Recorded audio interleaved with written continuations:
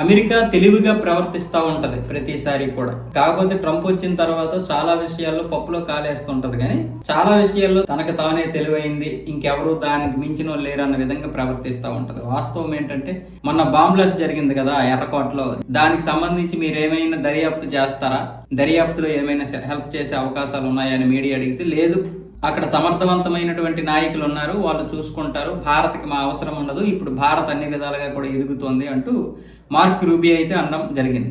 Already G7 సదస్సులో భాగంగా mark Rubio మన విదేశాంగ మంత్రి జయశంకర్ గారు భేటీ అయ్యారు. ఈ భేటీలో ఈ విషయాలు చెప్తున్నాడు మార్క్ రూబియో. వాస్తవానికి భారత్కి అమెరికా అవసరం ఉండొచ్చు, ఉండకపోవచ్చు, కానీ దర్యాప్తులో ప్రస్తుతానికి అవసరం లేదు. ఎందుకు లేదంటే అసలు ఈ ఉగ్రవాదులకి ఫండింగ్ ఇచ్చిన దాంట్లో ఎంతో కొంత భాగస్వామ్యం ఉంటారు. వీళ్ళ డబ్బులు ఉండకపోవచ్చు, కానీ వీళ్ళ మనస్తత్వం ఉంటుంది. ఎక్కడైనా సరే బాంబ్ బ్లాస్టులు జరగడం, అలాగే యుద్ధాలు జరగడం, దీనికి చాలా ఇష్టం అమెరికాకి. ఎందుకంటే అక్కడ చలి కాసుకుంటా ఉంటుంది, ఆయుధాలు అమ్మడం, లేదనుకుంటే రాజీ చేశానని క్రెడిట్ కొట్టేయడం, లేదనుకుంటే వాణిజ్యపరంగా ఎంతో కొంత లాభం పొందడం. అమెరికా గత 100 సంవత్సరాలుగా చేస్తున్నటువంటిది ఇదే. అందుకే జీడిపిలో నెంబర్ 1 ఉంది. ఇప్పుడు దాని యొక్క కుయుక్తులు తెలిసాయి. రెండోది, ప్రపంచ దేశాలు కూడా సొంతంగా ఎదగడానికి చూస్తున్నాయి. అందువల్ల అమెరికా జీడిపి తగ్గకపోవచ్చు, కానీ ఇతర దేశాల యొక్క జీడిపి పెరుగుతూ ఉంది.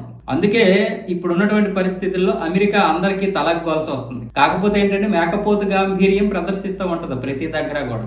ఆ విధంగానే మేకపోతు గాంభీర్యం భారత్ దగ్గర కూడా ప్రదర్శించింది, కాకపోతే కుదరలేదు. మన ట్రంప్ కూడా ఇదే విధంగా ఆ స్థానిక ఎన్నికల కోసం గెలవాలని ఏదేదో చేశాడు. అప్పుడు గెలిస్తే మాత్రం వీళ్ళ మాటలు తట్టుకునే వాళ్ళం కాదు. ఇప్పుడేమొచ్చేసి ఓడిపోవడంతో మళ్ళీ మాటలన్నీ సాపుగా వస్తాయి వీళ్ళకి.